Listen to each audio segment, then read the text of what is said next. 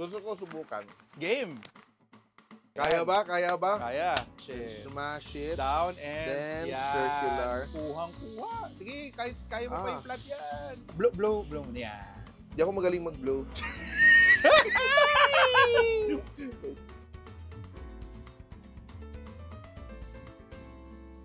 We are flipping burgers today, and we are here at Flipside Burgers, and we will be making burgers, smash burgers, which has become a big hit in the Philippines.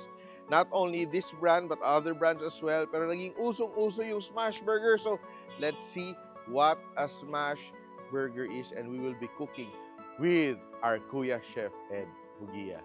Oklahoma-style smash burgers, umami burger, breakfast burger, Oklahoma burger sliders. Di ba? Ang dami. Burger master yan si Chef Ed. Kaya titignan natin kung ano yung secret niya. Yan, di ba? Yan, I'm excited. Ito yung, this is my kuya. Wow, Diba? kuya. Di ba? Hello. Kuya Chef Ed. And eto, we are here at Flipside Burgers, as I said earlier. And eto, kakain tayo ng burgers, mga smash burgers. Yes. And he will also explain to us what a smash burger is. Ang daming parang mga burger historian and scientists, Yeah. sabi, yung mga original na burger actually, sinasmash din. Sinasmash Sinasmash talaga. nila.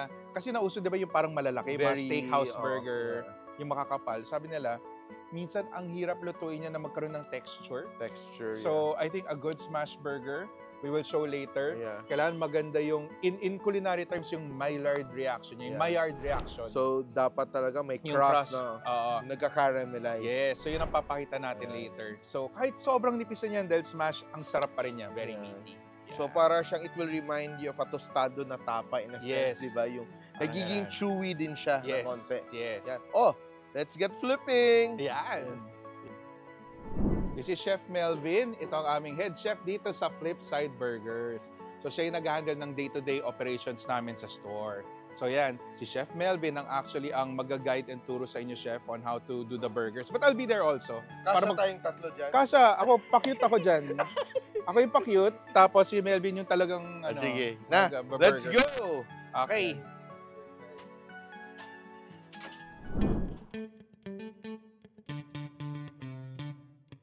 When you say smash burgers kasi, the mere fact that you smash them properly, it gives a whole other dimension to your burgers. Hindi siya prinito lang or inihaw lang basta-basta. You form a really good crust, tapos yung crust na yun yung nagdadala talaga sa burger. It's what makes it special. Then, dahil nga you wanna highlight the smash burger in a way na lumabas yung beef, konti lang pwede malagay na toppings. Parang at the most, nilalagay namin. So it's just the cheese, onion, dressing, pickles. Apat na kasama lang sa burger. So the patty really shines. Yun. So, ito na. Bilis. Ang ganda, di ba? Titikman ko nga. Oo. Ang bango. Gusto mo subukan Oo. namin? Wag na. Very, very Flip big. siya. That's why we're called Flipside Burgers. Ang sinasabi nila, best way to eat burgers yan. Upside down. Pabaliktad, so that the juices get reabsorbed. Ah, Tapos okay. yung tama sa palate mo, sa ano, hindi yung parang puro bun ka agad. Okay. Diba? Kasi mas manipis yung sa baba. Yes. So, mainit pa to, pero Mainit pa yung baka mapasok ka. Blow. Yan. di ako magaling mag-blow.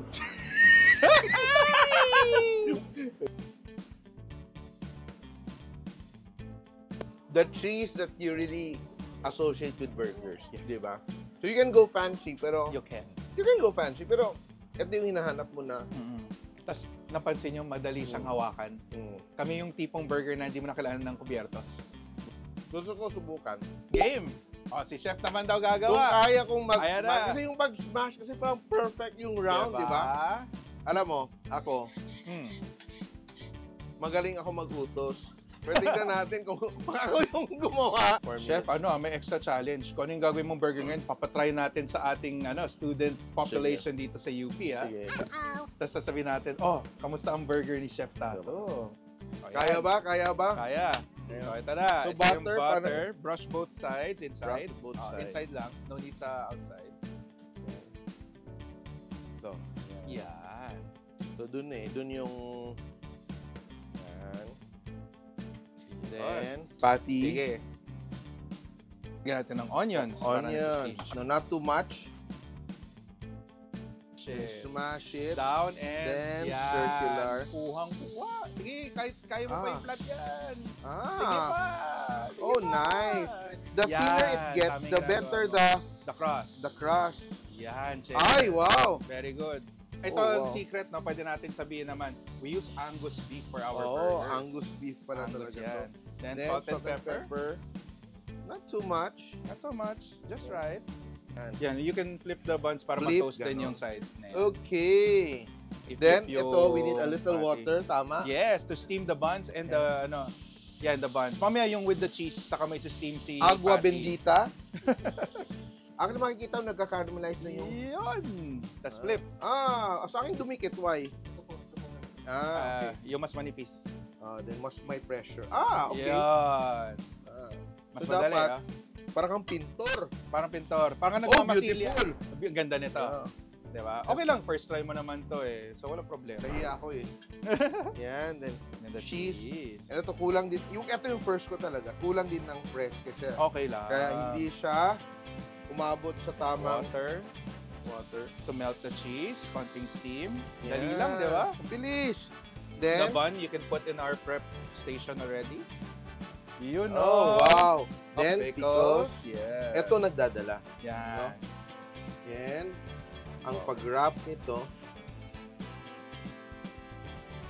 Parang baby lang. Parang ka naglalampin.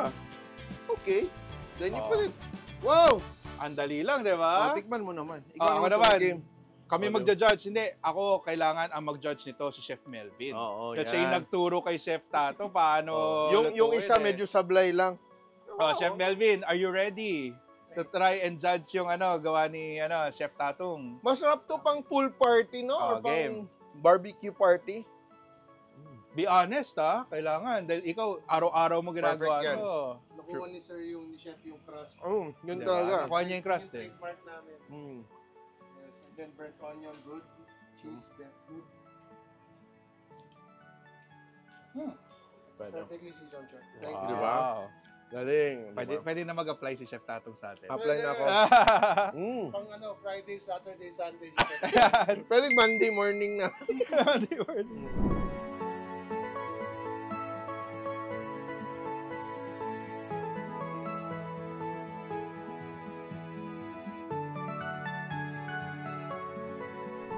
Eto, may take out pa ako. Thank you.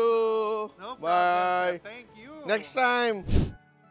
Hindi po siya masyadong maalat and savory naman po yung meat. Sakto lang po yung timpla ng meat. Good. Sarap. Experience ko sa kanya is strong yung taste niya.